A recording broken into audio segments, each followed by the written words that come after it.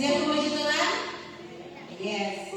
Pagi hari ini kita membawa seluruh pelayanan hidup kita. Selamat datang bagi Bapak Ibu yang pertama kali ikut ibadah di tempat kami, dan juga ada saudara dari saudara Kevin dan tantenya yang memang sudah lebih awal masuk ya. Selamat datang dan bergabung dengan kami di tempat ini, dan juga ada seorang teman juga dari Karisma ya. Selamat datang untuk kita beribadah bersama-sama. Kita naikkan pujian Kau Telah Memilihku. Di bulan Oktober pada Gereja Bethel Indonesia adalah bulan misi, bulan penginjilan. Karena di bulan Oktober itu lahir GBI pada tanggal 6 Oktober tahun 70 di Sukabumi. Maka bulan Oktober adalah bulan disebutkan misi untuk menginjil dan memenangkan banyak jiwa.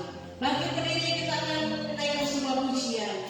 Yakinkan pada diri kita masing-masing bahwa kamu telah dipilih oleh Tuhan untuk menjadi alat programnya. Sehingga dimanapun kita berada, kita akan selalu membawa kesaksian berita tentang Yesus Kristus. Haleluya.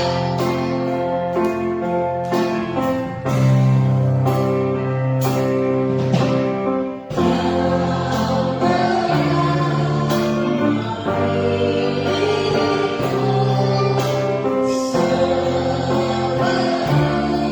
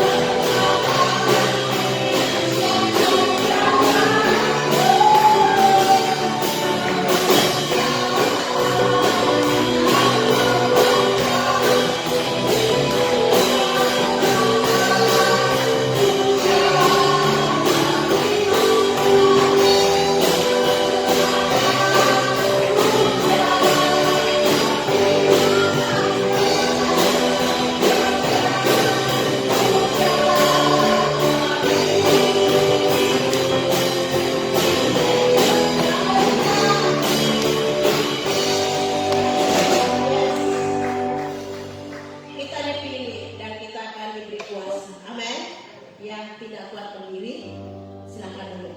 Kita akan lanjutkan dengan pujian Aku Diberi Kuasa untuk menjadi saksi-saksi Kristus, sehingga kita tidak lagi menjadi takut dan luka, karena kuasa dari Allah diberikan kepada kita sekalian. Aku diberi kuasa.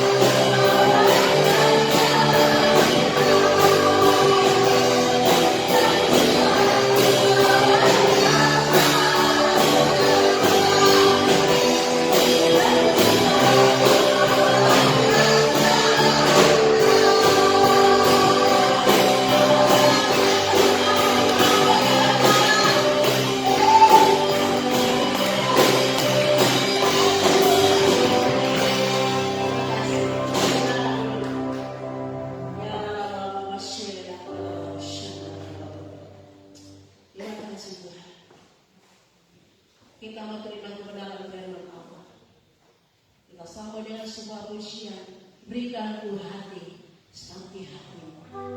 Hati Tuhan biarlah ada di dalam diri kita. Hati yang penuh dengan belas kasihan bagi jiwa-jiwa yang belum diselamatkan. Lord Jesus.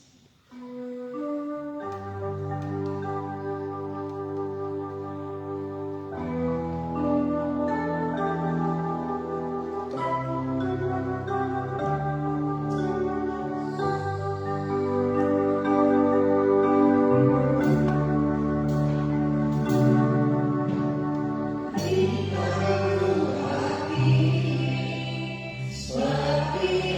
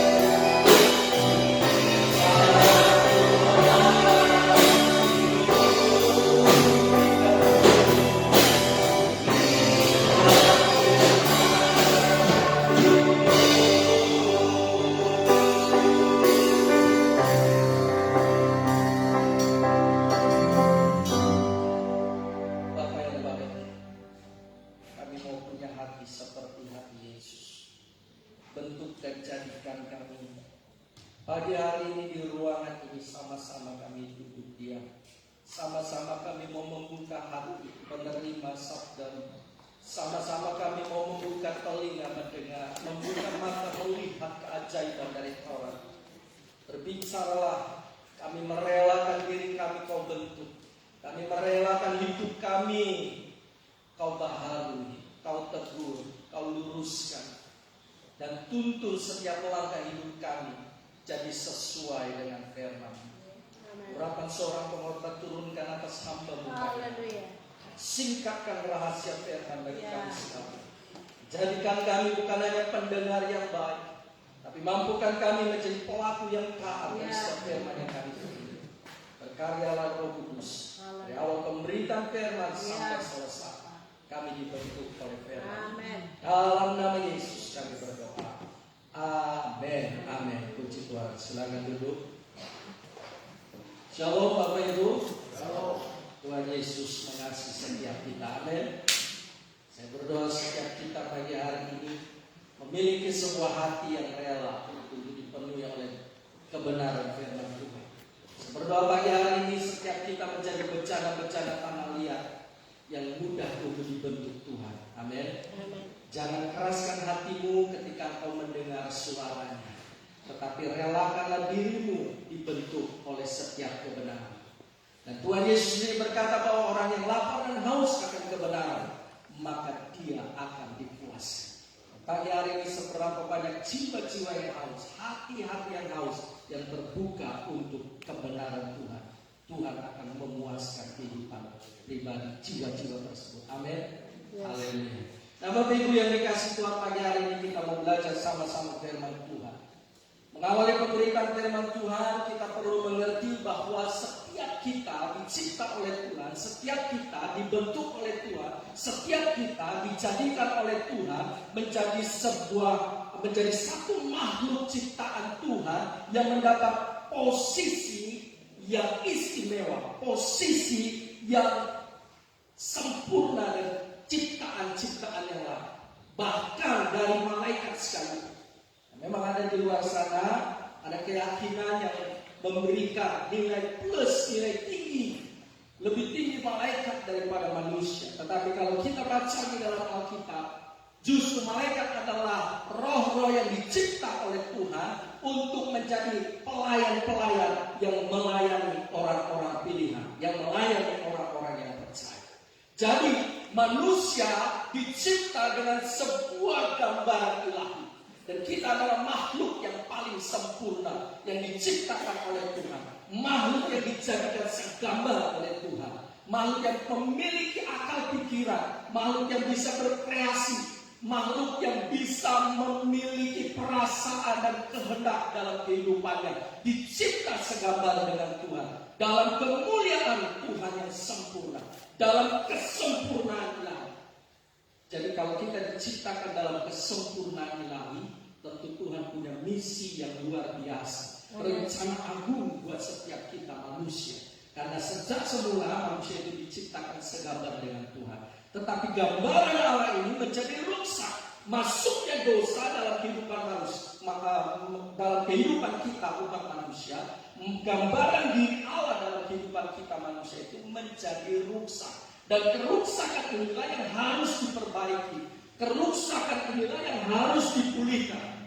Dan tidak ada satu orang manusia pun yang bisa memulihkan kerusakan akibat dosa kalau Tuhan tidak campur tangan. Itu sebabnya di dalam Alkitab kita mempercayai bahwa Tuhan yang kita sembah, Yesus Allah yang kita tinggikan adalah Tuhan yang menjelma menjadi manusia. Dia harus datang ke atas muka bumi ini.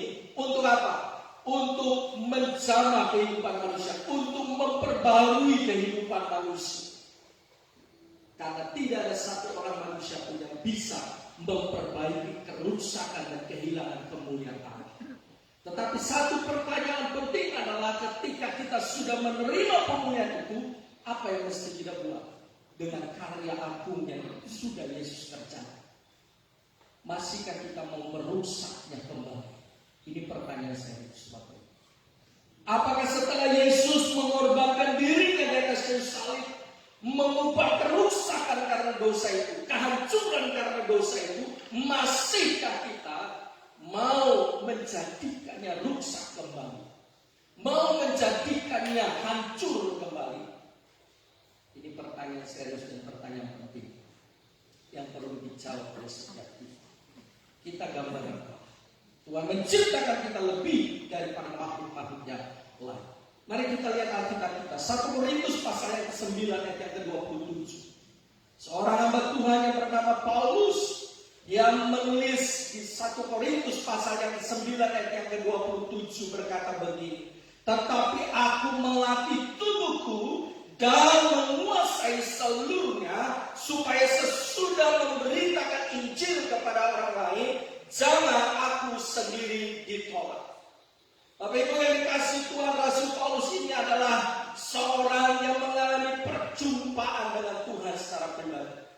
Orang kalau tidak mengalami perjumpaan secara pribadi dengan Tuhan, orang yang tidak pernah mengalami Tuhan dalam kehidupannya, hidupnya akan terus rusak. Hidupnya akan terus melakukan kesalahan-kesalahan yang diulang dan diulang. Tetapi ketika seseorang menemukan Tuhan, mengalami Tuhan dalam kehidupannya, orang tersebut akan mengalami perubahan kehidupan. Dan Rasul Paulus mengalaminya. Siapa Rasul Paulus ini? Coba nanti Bapak Ibu baca di dalam Alkitab.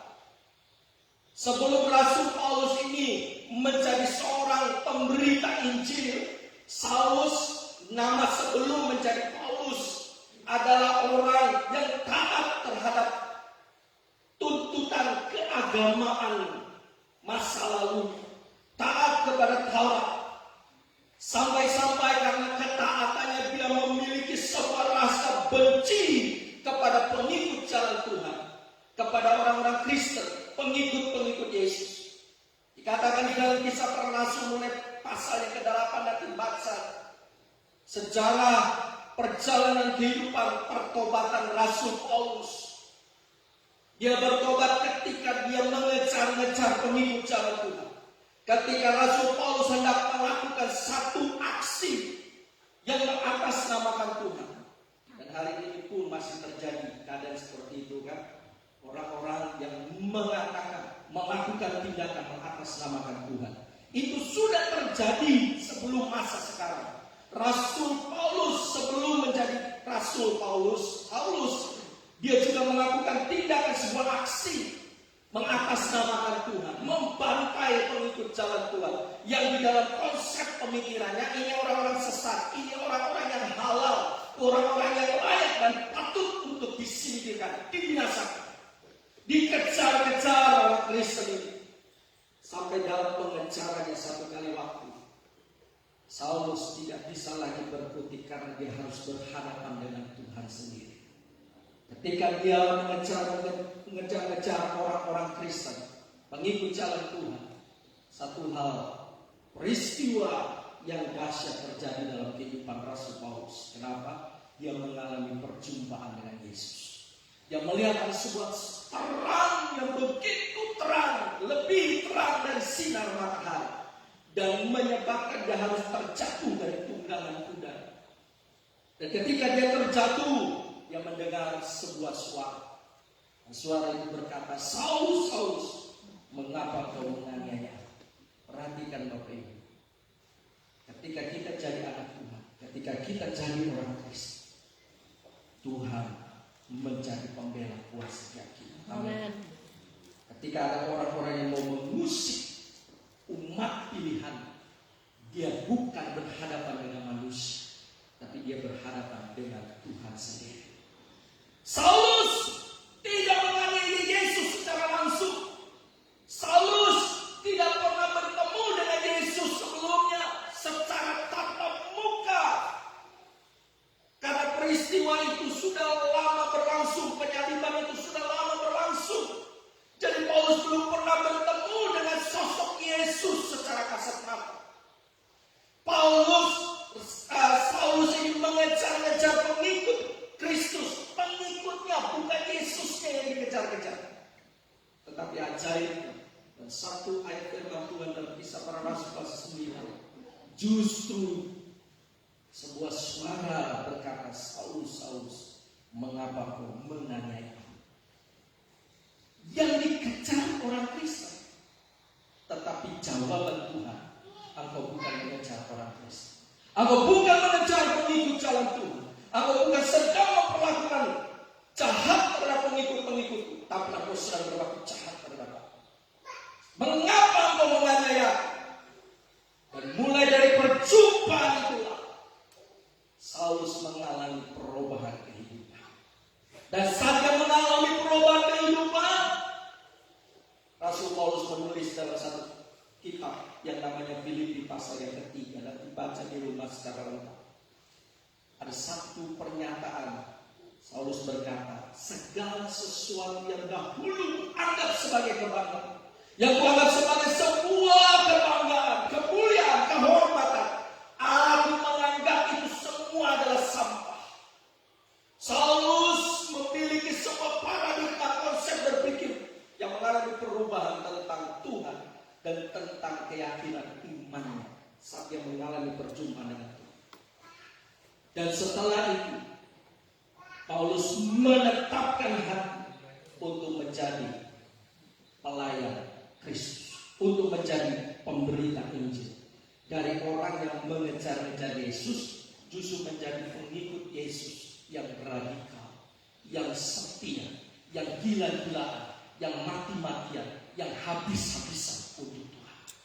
Itulah yang terjadi dengan orang yang mengalami perjumpaan dengan Tuhan. Tetapi ada satu hal yang menarik dalam perjalanan kehidupan pertobatan Rasul Paulus yang dipakai Tuhan secara luar biasa. Apa yang dia katakan di dalam 1 Korintus 9 ayat 27. Rasul Paulus tetap memiliki sebuah kerendahan hati. Dia harus mawas diri. Dia harus jaga diri dengan baik. Kenapa? Karena waktu dia bertobat, dia tidak langsung mati. Waktu Paulus mengalami pertobatan, tidak seperti seorang penjahat yang disalib bersama dengan Yesus yang berkata, Yesus, pada waktu engkau nanti datang sebagai raja, ingat akan aku. Lalu Yesus berkata, hari ini juga engkau akan ada bersama dengan aku di Firdaus. Paulus mengalami pertobatan tidak langsung mati. Nah, sama dengan kita, setelah kita bertobat, kita juga tidak langsung mati kan? Kita masih hidup. Kalau kita mati, kita nggak mungkin ada di sini. Apa maksudnya saya berkata seperti ini? Karena waktu kita bertobat, kita tidak langsung mati, berarti kita masih harus menjalankan kehidupan sampai kematian itu berjemput. Dan ketika perjalanan hidup yang kita jalani ini, ada prinsip-prinsip kehidupan yang kita harus pahami. Kalau kita mau jadi anak Tuhan, menjadi seperti apa yang dilakukan oleh Rasul Paulus. 1 Korintus 9 ayat 27 berkata, tetapi aku melatih tubuhku dan menguasai seluruh. Ini yang dilakukan oleh Rasul Paulus. Dia tidak memegahkan dirinya dengan peristiwa keajaiban pertobatan karena dijumpai langsung oleh Yesus. Berapa banyak Bapak Ibu Saudara yang mengalami pertobatan dijumpai langsung oleh Yesus? Ada yang dijumpai langsung oleh Yesus? Tidak. Rasul Paulus pertobatannya langsung dijumpai oleh Yesus. Bukan dalam mimpi, bukan dalam penglihatan, secara nyata. Dia melihat cahaya yang lebih terang dari matahari. Dia mendengar satu suara.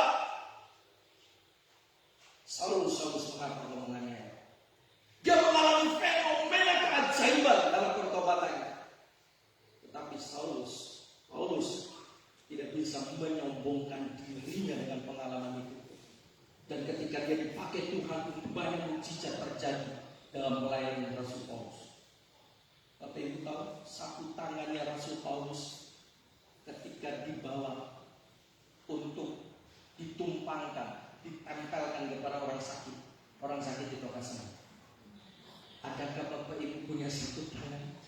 Coba tempel kepada orang yang sakit. Pasti ditabuk, apalagi zaman pandemi COVID-19. Ada dropeknya nggak? Ada dropeknya nggak? Langsung Paulus sapu tangan dibawa untuk diletakkan kepada orang sakit itu. Rasul yang pernah menganiaya pengikut Yesus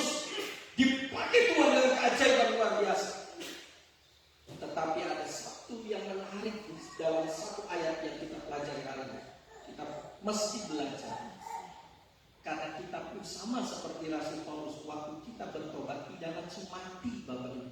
Kita masih ada kesempatan menjalani kehidupan. Nah, kesempatan menjalani kehidupan inilah yang harus menjadi tanggung jawab kita, bukan menjadi tanggung jawab Tuhan. Yang harus menjaga kekudusan hidup bukan Tuhan, tapi kita. Yang harus menjaga kesucian hidup kita bukan Tuhan, tetapi kita. Yang harus memilih untuk menolak dosa bukan Tuhan, tetapi kita.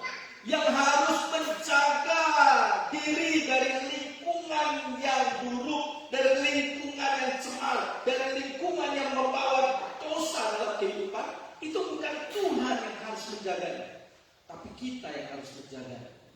Makanya Rasul Paulus berkata, aku melatih tubuh, aku menguasai seluruhnya. Rasul Paulus sadar itu. Kenapa? Dia sendiri berkata begitu, supaya sesudah aku memberitakan Injil kepada orang lain, jangan aku sendiri ditolak. Coba bayangkan Bapak Ibu. Ayo sekarang kita bandingkan diri kita dengan Rasul Paulus. Saya yang berdiri di depan sini pun tidak berani membandingkan diri saya dengan Rasul Paulus. Sekelas Rasul Paulus masih berkata bahwa aku harus melatih tubuhku, aku harus menguasainya, aku harus merawatnya, aku harus menjaganya, supaya jangan sampai setelah aku selesai dalam tugas pelayananku, pemberitaan Injil yang kulakukan, jangan sampai aku sendiri ditolak. Kalau ditolak berarti Rasul Paulus tidak ubahnya seperti calon. Cikampek, Jakarta. Orang naik, orang sampai di Cikampek, calonnya tetap di tempat. Tidak pernah tahu tentang tempat tujuannya. Dia hanya promosi, dia hanya keluar, dia hanya mengajak. Tapi dia sendiri tidak ada. Dia sendiri tidak sampai di tempat tujuan. Paulus tidak mau seperti itu. Oleh sebab itu Paulus berkata, aku melatih tubuh. Menjadi penting Bapak Ibu. Mari kita lihat Markus pasal yang ke-12 ayat 30 sampai 31. Yesus berkata seperti ini. Kasihilah, Markus 12 ayat 30 sampai 31.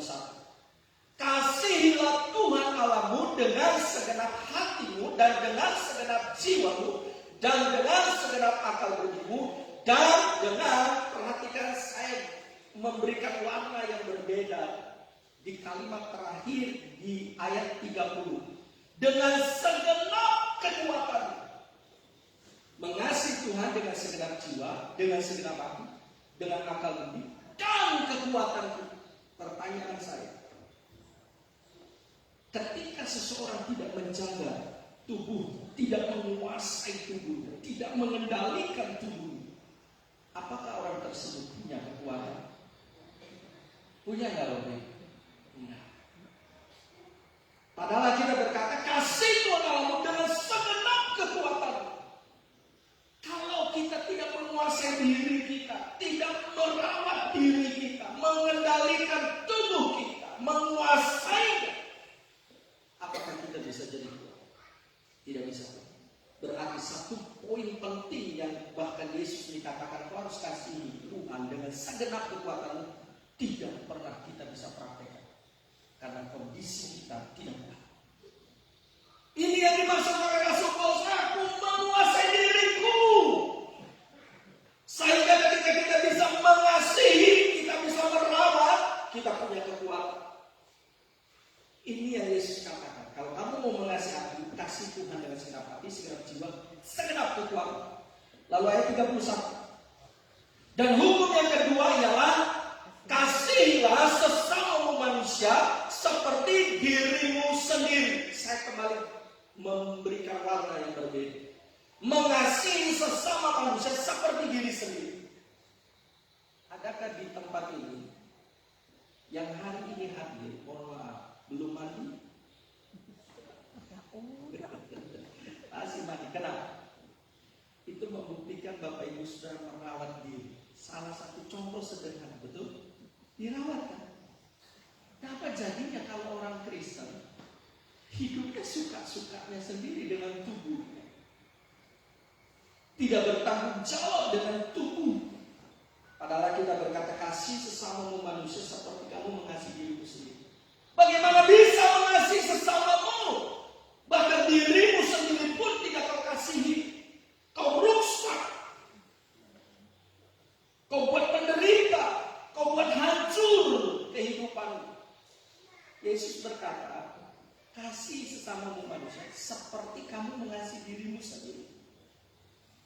Jangan dirusak.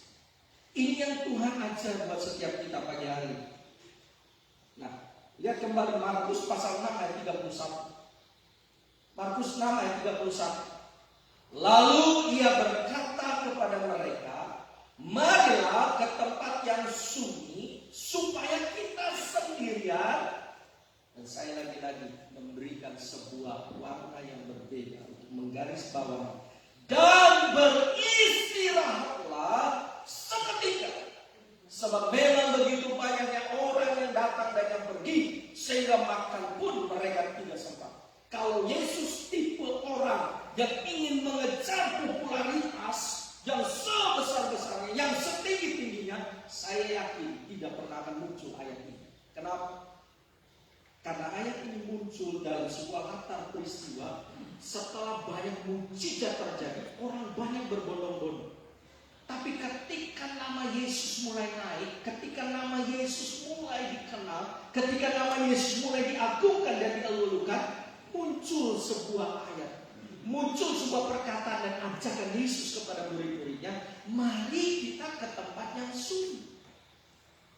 Kalau dalam bahasa profesional, dalam bahasa dunia pekerjaan, dunia bisnis, atau dunia profesional, kalau engkau mau diakui, kau harus tunjukkan dirimu. Begitu kan?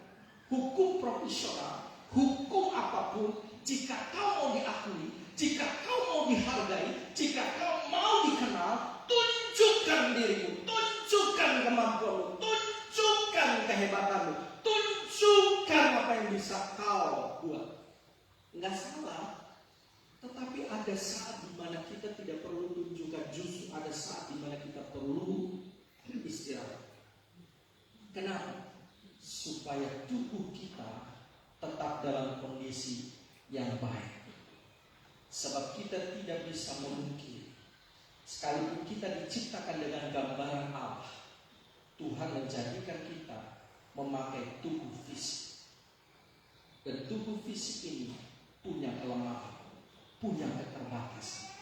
Kalau di over kerjanya, kalau di over kegiatan, sehebat apapun manusia, ambil. Setuju Bapak Ibu?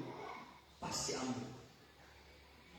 Apalagi kalau sudah usia, sudah ada usia lanjut, baru sudah harus mulai diperhatikan. Kalau masih muda, oke, masih kuat, masih nggak terasa, masih muda. Tetapi tetap hukum Tuhan tidak boleh diabaikan. Yesus sendiri memberikan pengajaran, contoh dan keteladanan. Marilah kita ke tempat yang sunyi supaya kita sendirian dan beristirahat. Jangan waktu istirahat jadi waktu untuk kita kerja. Jangan jadikan waktu kerja justru jadi waktu untuk istirahat. Berarti terbalik. Manusia butuh istirahat.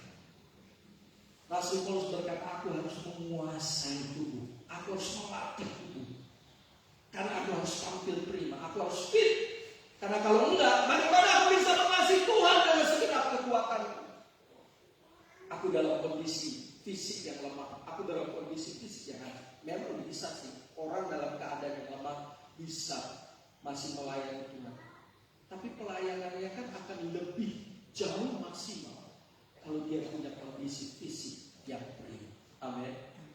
Ya, dia bisa mengerjakan banyak hal dibanding orang yang ketika kondisi fisiknya lemah. Dan Tuhan mau kita mempergunakan kehidupan kita dengan sebaik-baik.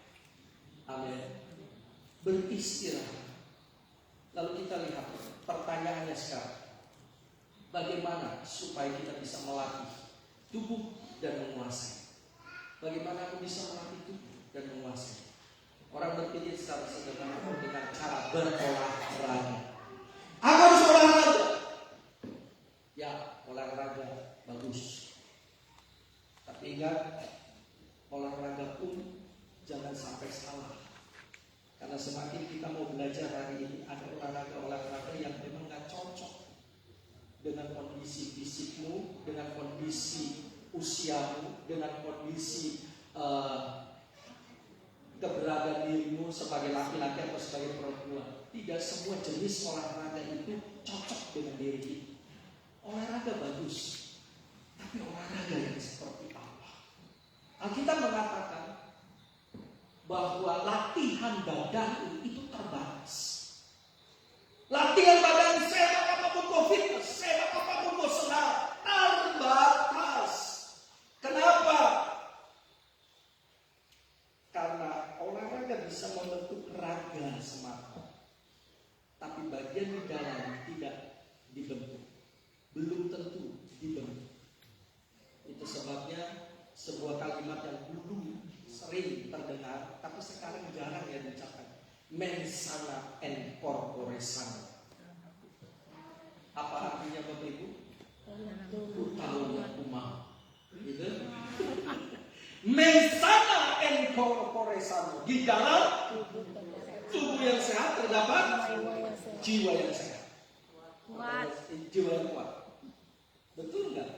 Coba cek kalau dengan kondisi sekarang. Belum tentu di dalam tubuh yang sehat terdapat jiwa yang kuat. Mohon maaf ya, saya kasih ilustrasi. Lihat orang-orang yang gila di luar sana.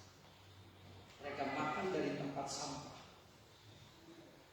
Ada orang gila dirawat, bawa ini ke PMC, bawa ini ke rumah sakit. Kasihan ada? Siapa yang mau bawa orang gila ke rumah sakit? Mereka makan dari tempat sampah. Ya memang sih kita nggak tahu dia sakit atau enggak. Kan dia sendiri yang ngerasain. Tapi kan dia bisa beraktivitas racun gitu. Tapi coba kita Bapak Ibu sekalian mau korek-korek tempat sampah, makan sisa-sisa dari tempat sampah, mau? Mensana en corpore sano. Ku tahu yang ku mau. Mensana en corpore sano. Di dalam tubuh yang sehat terdapat jiwa yang kuat. Tubuh orang gila itu kan sistem imunnya lebih hebat daripada manusia normal. Tapi jiwanya mau. Jiwanya bagaimana? Jiwanya nggak kuat, stres, depresi. Makanya makan dari tempat sampah. Telanjang nggak pakai baju nggak mau. Coba Bapak Ibu telanjang. Ya kan? Waduh, heboh sepamanukan. Kompas memberitakan, pikiran rakyat memberitakan, medsos penuh dengan berita kita, grup WA penuh dengan pembahasan kita. Ya kan? Tapi orang bilang biasa aja. Bagaimana kita bisa melatih tubuh dan menguasai? Yang pertama, lihat di dalam 1 Korintus 3 ayat yang ke-16. 1 Korintus 3 ayat 16. Tidak tahukah kamu bahwa kamu adalah bait Allah dan bahwa Roh Allah diam di dalam kamu? Ayat 17. Jika ada orang yang membinasakan bait Allah, maka Allah akan membinasakan dia. Sebab bait Allah adalah kudus dan bait Allah itu ialah kamu. Yang pertama, menjaga dan menguasai, merawat tubuh kita. Satu, kita harus punya kesadaran ini bahwa tubuhmu itu sebagai apa? Tubuhmu milik siapa? Hidup kita punya siapa? Hidup kita harus diperlakukan bagaimana? Sebab tanpa kesadaran ini, dinasihati sebanyak apapun oleh siapa saja, tanpa ada pemahaman dan kesadaran, sulit rasanya untuk berubah.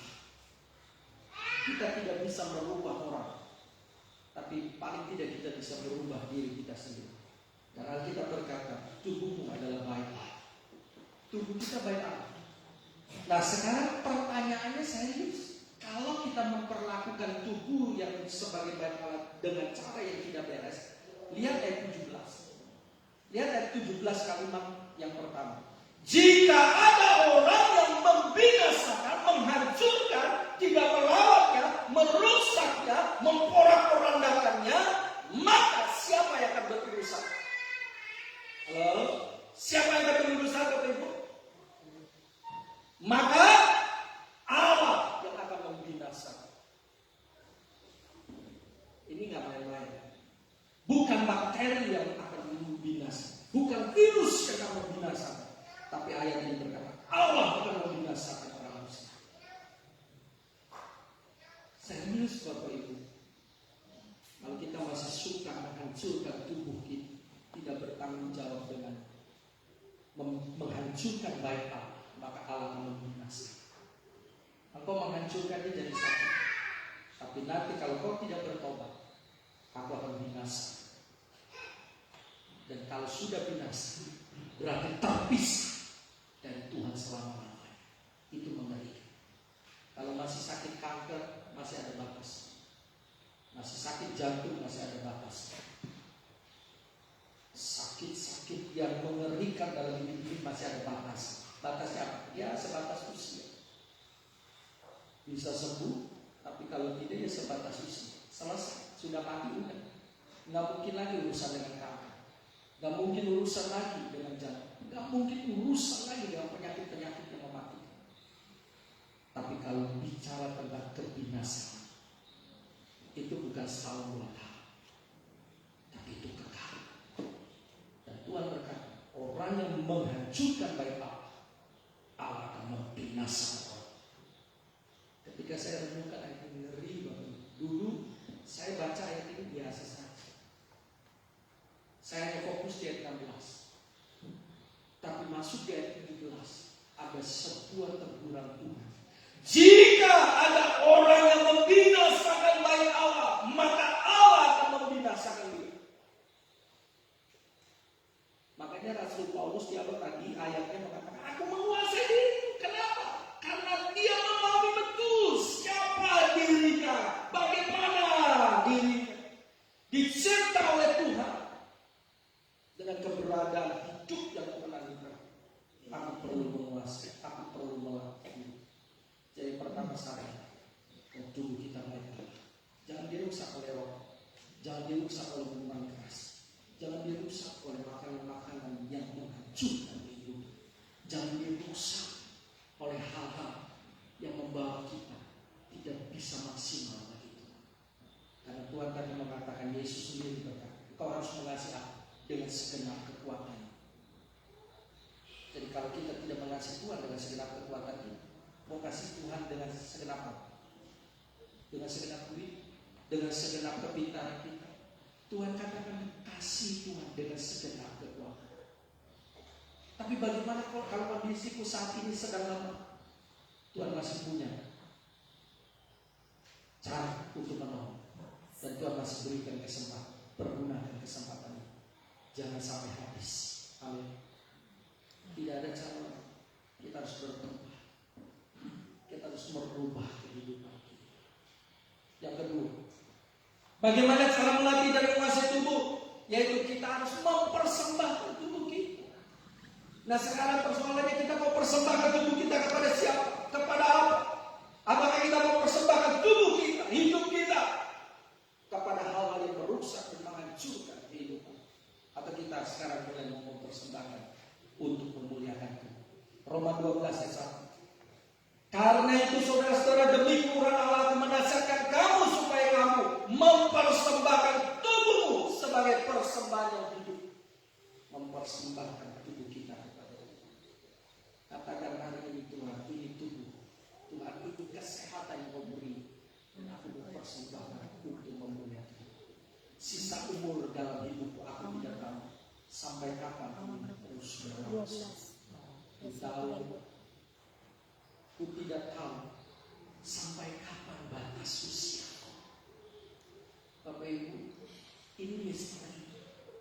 Tuhan tidak kasih tahu batas usia kita sampai kapan. Makanya kita harus jalan. Karena Tuhan tidak kasih tahu. Kalau Tuhan kasih tahu, kita bisa abal. Kita akan merasa, masih 5 tahun lagi.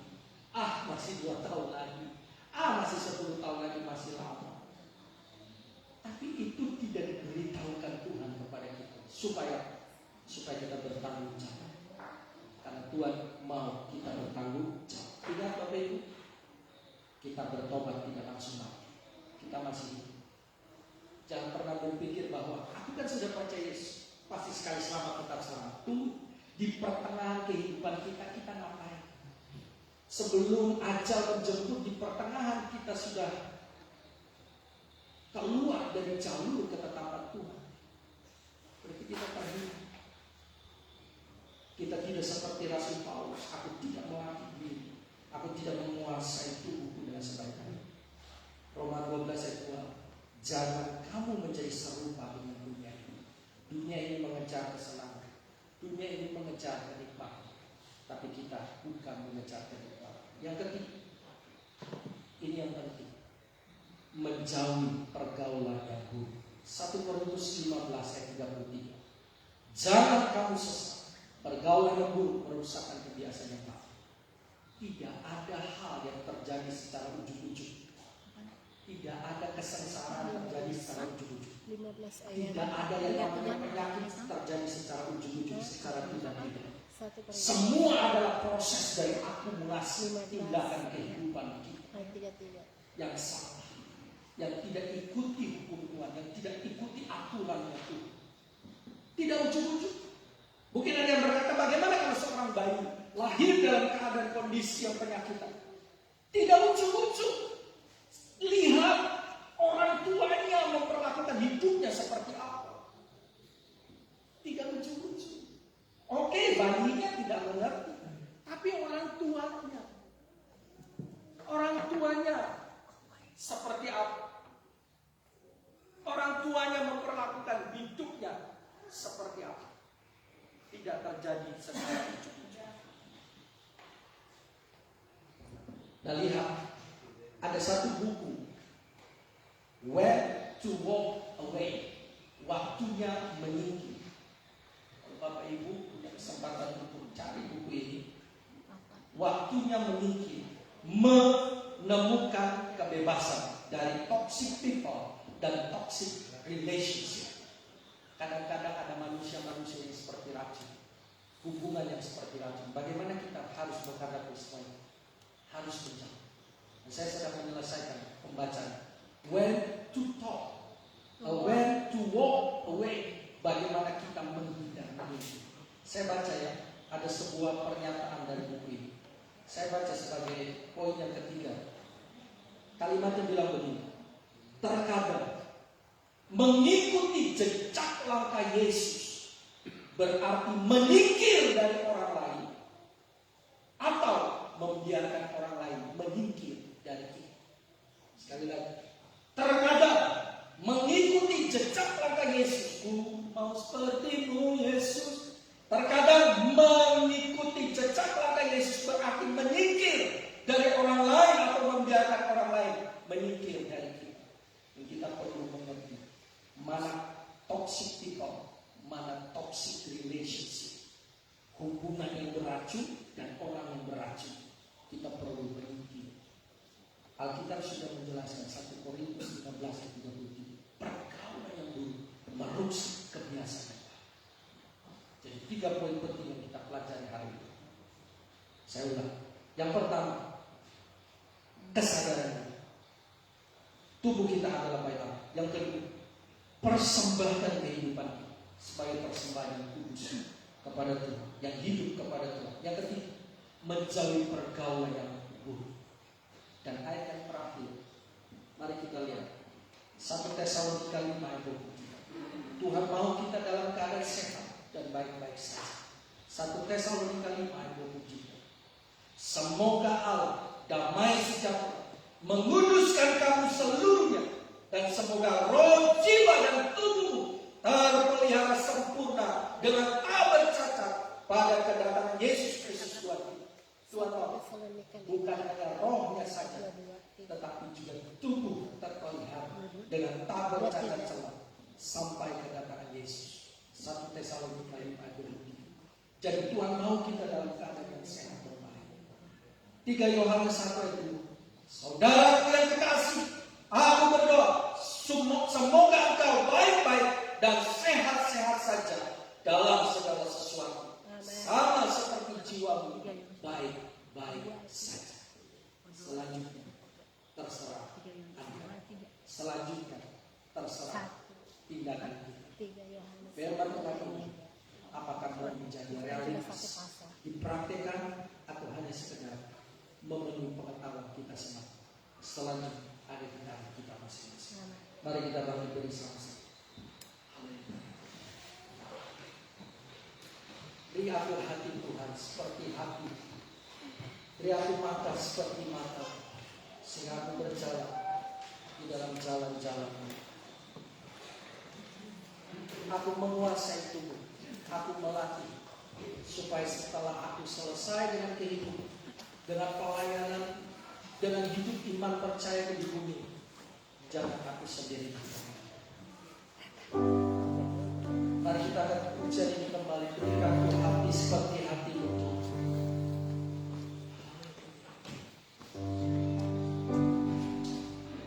Berikan ku hati seperti hati-Mu,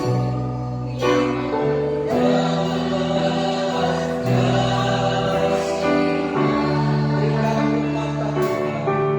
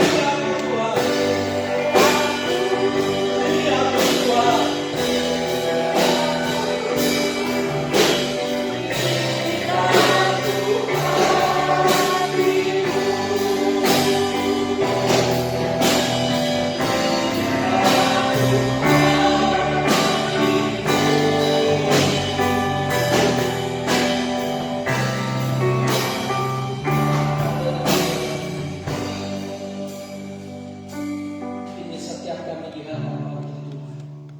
Tolong kami bisa memperlakukan hidup yang Kau anugerahkan ini dengan bertanggung jawab. Beri kami kemampuan untuk melakukan setiap aktivitas menjalani kehidupan, mencontoh dan menteladani Rasul Paulus. Aku menguasai tubuhku dan merawat, menjaga, mengendalikan, supaya setelah aku selesai dengan kehidupanku, selesai dengan tugas-tugas pelayananku di bumi, jangan aku sendiri ditolak. Bimbing aku Tuhan, bimbing kami Tuhan, di dalam nama Yesus, supaya kami bisa mengasihi Tuhan, bukan hanya dengan segenap hati dan jiwa kami semata dan akal budi kami semata, tapi kami juga mengasihi Tuhan dengan segenap kekuatan kami. Kami mengasihi sesama kami seperti kami mengasihi diri kami sendiri. Tuhan jaga ini, Tuhan topang, Tuhan beri kesanggupan buat kami. Selama ini kami dalam posisi yang menuai akibat kesalahan, kecerobohan, kebodohan kami karena tidak mengikuti hukum Tuhan.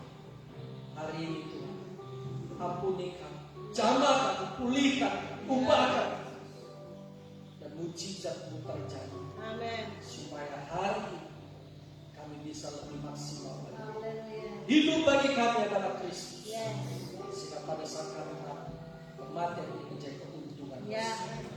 Dalam nama Yesus kami berdoa, kami bersyukur. Amin. Amin. Silakan duduk Bapak Ibu. Waktu selanjutnya saya serahkan kepada yang menyampaikan pengumuman. Tuhan Yesus memberkati.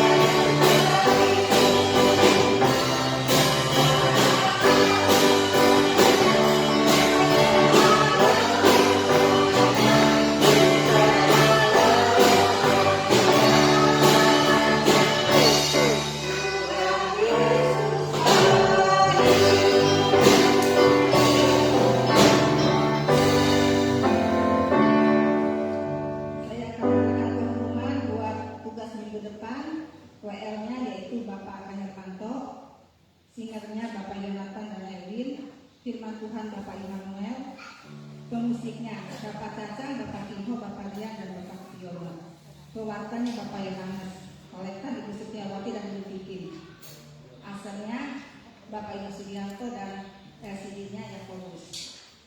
Besok hari Senin ada doa malam yang dipimpin oleh Bapak Angkan Hermanto, dan hari Rebo ada pimpin ibadah GBI yang bertugasnya yaitu Ibu Maria, firman Tuhan, Ibu Pendeta Lestari, dan pemusiknya Paulina.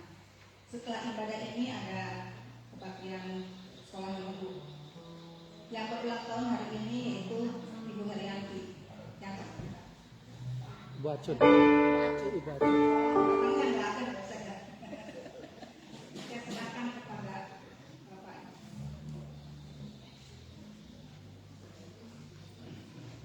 Mari kita tetap berdiri, kita akan menyelesaikan ibadah kita. Terima kasih Bapa di dalam surga. Terima kasih Tuhan Yesus, terima kasih Roh Kudus. Kau ada di tengah-tengah kami dan Kau sudah memberkati kami semuanya. Dan kebenaran firman untuk puji-pujian dan penyembahan. Terima kasih Tuhan, terima kasih, terima kasih, terima kasih. Kiranya firman yang Kau suruhkan tidak akan kembali pada dengan sia-sia. Tapi melaksanakan apa yang Kau perintahkan, apa yang Kau Tuhan Yesus tetapkan bagi kami semuanya. Terima kasih Tuhan, terima kasih berkati hamba-Mu yang telah menjadi alat-Mu untuk menyampaikan atau mensiarkan kebenaran firman-Mu. Terima kasih Tuhan, kami berdoa juga untuk saudara-saudara kami yang mengalami gangguan kesehatan Tuhan, termasuk saudara Ong yang beberapa waktu lalu dioperasi jempol atau ibu jari kaki kanannya. Tuhan sembuhkan, pulihkan kembali seluruhnya. Oleh bilur-bilur Yesus telah disembuhkan. Terima kasih Tuhan. Kami juga berdoa untuk istrinya, Kau juga sembuhkan dari segala gangguan sakit-penyakit atau kesehatan. Demikian juga untuk anak Edward yang sudah ada di Bandung, Tuhan. Kau juga pulihkan kembali seluruhnya kesehatan kekuatan tubuhnya. Terima kasih Tuhan, terima kasih Tuhan yang Tuhan susah juga Kau hiburkan, yang mengalami pergumulan dalam kehidupan mereka. Tuhan bukakan jalan, Tuhan memberikan jalan keluar yang terbaik. Terima kasih Tuhan, terima kasih dan terima kasih Tuhan. Kami juga mohon pengampunan atas dosa dan kesalahan kami semuanya yang ada di tempat ini, maupun semua saudara-saudara kami dari Sabang sampai Merauke dan yang asli Merauke Tuhan. Biarlah Tuhan memulihkan kembali keadaan negara dan bangsa Indonesia ini, juga negara dan bangsa-bangsa lain. Karena Tuhan Yesus, bencana kemanusiaan yang menimpa seluruh dunia, yaitu pandemi COVID-19 ya Tuhan. Namun kami bersyukur oleh pertolongan-Mu Tuhan, keadaannya sudah menurun dan melandai ya Tuhan Yesus. Biarlah Tuhan tetap ingatkan kami semua untuk bersama-sama mendukung program-program pemerintah, baik vaksinasi maupun melaksanakan progres dengan sebaik-baiknya Tuhan Yesus, sehingga Tuhan pandemi COVID-19 ini boleh segera berlalu dari bumi Nusantara yang kami cintai. Terima kasih Tuhan, terima kasih dan terima kasih Tuhan. Tuhan, pulihkan kembali keadaan kami semuanya, keadaan negara dan bangsa Indonesia, keadaan ekonominya, dan berbagai bidang kehidupan kami semua. Terima kasih Tuhan, dalam nama Yesus Kristus kami bersyukur juga untuk Gereja Bethel Indonesia yang berulang tahun bulan ini Tuhan, dan melaksanakan misinya dengan tema Tuhan Yesus, yaitu memberitakan semua bangsa murid-Mu ya Tuhan, memberitakan Injil Kerajaan Tuhan. Topang setiap kami Tuhan, hamba-hamba-Mu Tuhan, jemaat-Mu Tuhan, semuanya adalah hamba-hamba-Mu. Topang kami untuk memberitakan Injil Kerajaan-Mu Tuhan, supaya Tuhan yang besar yang sudah Engkau tetapkan pada akhir dari akhir zaman ini dan menjadi kenyataan. Terima kasih Tuhan, terima kasih dan terima kasih. Sebentar Tuhan, anak-anak sekolah minggu-Mu juga akan Tuhan berbakti beribadah kepada-Mu, terutama menerima kebenaran-kebenaran firman-Mu. Ya Tuhan, biarlah benih-benih firman-Mu tertabur dalam hati mereka sebagai tanah yang baik, dan firman-Mu boleh bertumbuh, berbuah-buah dan memuliakan nama-Mu ya Bapa. Terima kasih Tuhan, terima kasih.